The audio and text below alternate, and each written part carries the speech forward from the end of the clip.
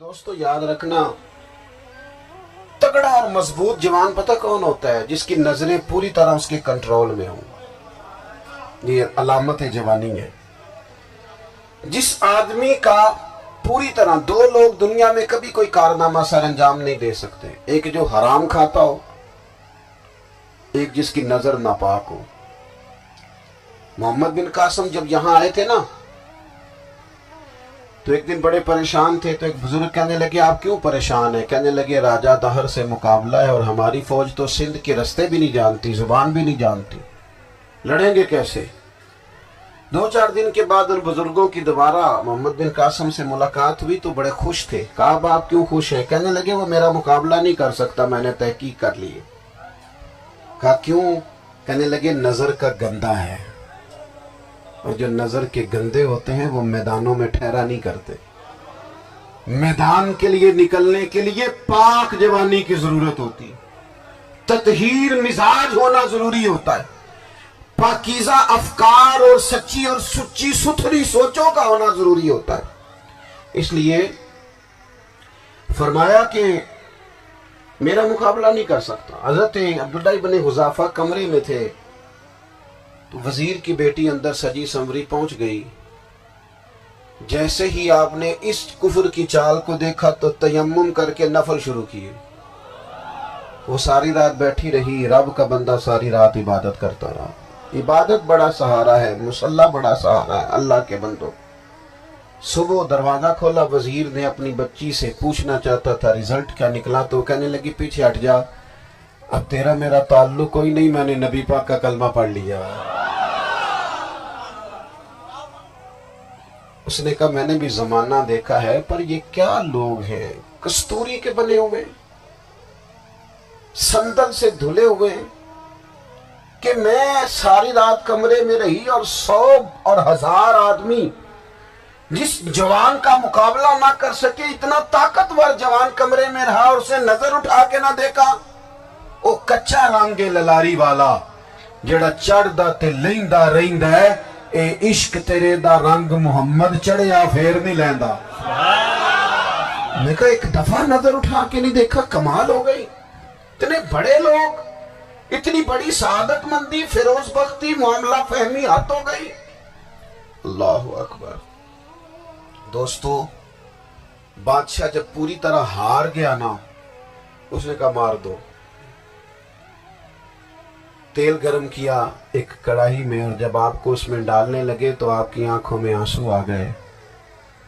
بادشاہ کا خیال ہوا شاید نرم ہو گئے ہیں، کہنے لگا روئے کیوں؟ فرمانے لگے سوچتا ہوں جان ہی ایک ہے، کتنا مزہ ہے اس کی راہ میں جان دینے کا، کتنی لذت ہے اس کے نام پر مرنے میں، کتنا لطف ہے۔ جے تو چڑھیا اتے دار بھی نہیں، تے جے تو وکیا عشق بازار بھی نہیں، تے ایڈا سستا سودا پیار بھی نہیں، تے ایڈا سستا لبدا یار بھی نہیں۔ کئی جنگل گانے پیندے نہیں، کئی دوزخ لنگنے پیندے نہیں، جے وہ اس ملوں بھی مل جاوے، ایدوں سستا ہور بپار بھی نہیں۔ تے کچھ سمجھ نہ آوے لوکاں نوں وہ کادے نال شہید کرے، ڈٹھی یار دے ہاتھ تلوار بھی نہیں، پر او دا خالی جاندہ بار بھی نہیں۔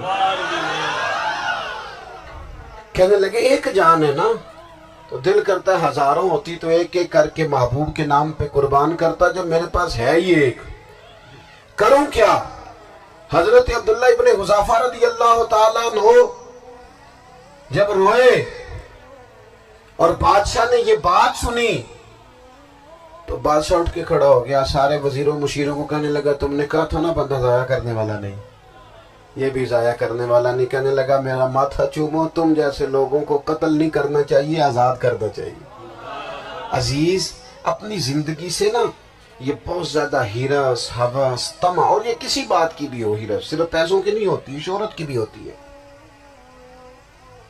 یہ بیماری انسان کو اقتدار کی بھی ہوتی ہے، تعریف کی بھی بیماری ہوتی ہے، یہ سارے نقص ہوتے ہیں لوگوں، اور معاذ اللہ بعض جبوں کبوں کے اندر بھی ہوتے ہیں، وہاں بھی پنپتے ہیں۔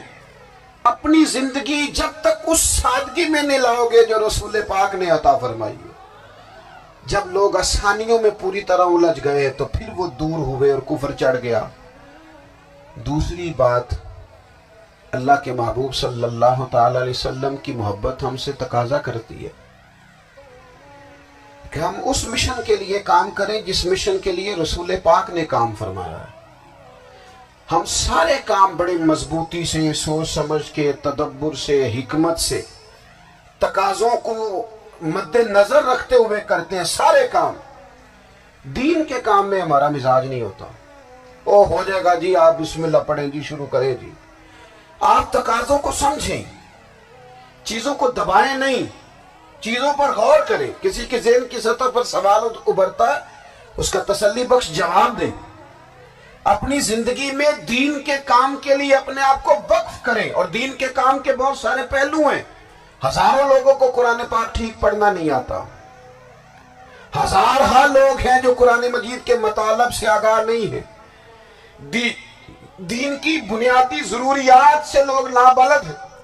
میں آپ کو کس طرح یہ بات سمجھاؤں کہ ہزاروں کی تعداد میں طلاقیں اس لیے ہوتی ہیں کہ مردوں کو طلاق کے مسئلے نہیں آتے، انہیں پتہ نہیں ہے کہ مجھے حقوق زوجین کے معاملے میں کیسے چلنا۔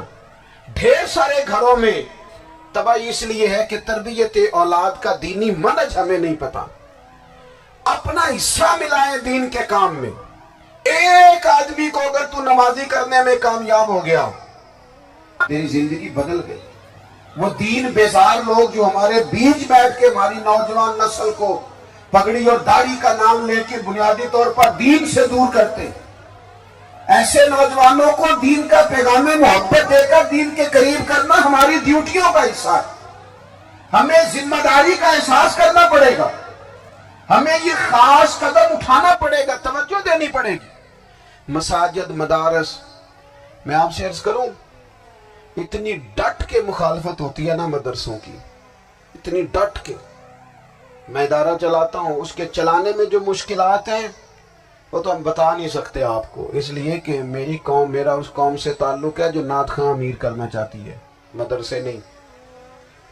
نقیب خطیب پیدا کرنا چاہتی ہے، شعر و شاعری کی زندگی کو پروان چڑھانا چاہتی ہے۔ فقط ہمارا ان لوگوں سے تعلق ہے جو لاکھوں کروڑوں روپیہ محافل پہ لگائیں گے، اور قاری صاحب بیچارے اگر مسجد کا کوئی ہونے والا کام کسی وقت بتا دیں گے تو وہ بڑی مشکل آ جائے گی ان کے لیے۔ یہ کیسے ہو سکتا ہے، آپ نے یہ ڈیوٹی بتا دی؟ مدارس اور جتنا اہم رول دین کو پھیلانے میں مدارس اسلامیہ کا ہے، اتنی زبردست۔ لوگوں کا خیال ہوتا ہے میری طرح کے لوگ شاید کام کرتے ہیں، ڈیوٹی کرتے ہیں۔ یہ 10-15 لوگ آپ کو نظر آتے ہیں جو آپ کو کہیں میڈیا پر یا ادھر ادھر ڈیوٹی کرتے، مخلص لوگ اپنی جگہ پہ، وہ بھی بڑا ہی کام کر رہے ہیں، جو میڈیا پہ آ کے بھی اخلاص سے اور درد دل سے کو دین کی، ان کی بھی کسی بات کی حوصلہ شکنی نہیں۔ لیکن ہزارہ اساتذہ جو مدارس میں بیٹھ کے پڑھاتے ہیں، جنہوں نے وہ سارے لوگ تیار، آپ سمجھ نہیں سکتے کتنا بڑا کام۔ حفظ کا استاد جو ہوتا ہے نا، اس کی ڈیوٹی 24 گھنٹے ہوتی ہے، فجر سے پہلے، اور اس نے بچوں کو اٹھانا۔ تنخواہ تو ہم انہیں دینا نہیں نہ چاہتے جی، تنخواہ نہیں دی دی انہوں نے، ہمیں مولوی امیر نہ ہو جانا۔ مولوی نو تے سوٹ بھی 27ویں والی رات دے ہے تاکہ کدھر سوان کے عید والے دن پا نہ لوے، کیونکہ 27ویں تو بات تے درزی پھڑتا ہی کوئی نہیں، کیوں حضرت ایسا ہی ہے نا، اس وقت تو نہیں نہ لیتا۔ تو ہم چاہتے ہیں مولوی ہماری مرضی کے ہماری طرح کا سوٹ نہ پہن لے۔ مدارس کی مضبوطی آپ یہ دیکھ لیں، یہ صلاح الدین ایوبی کا تعلق بھلا کس چیز سے تھا؟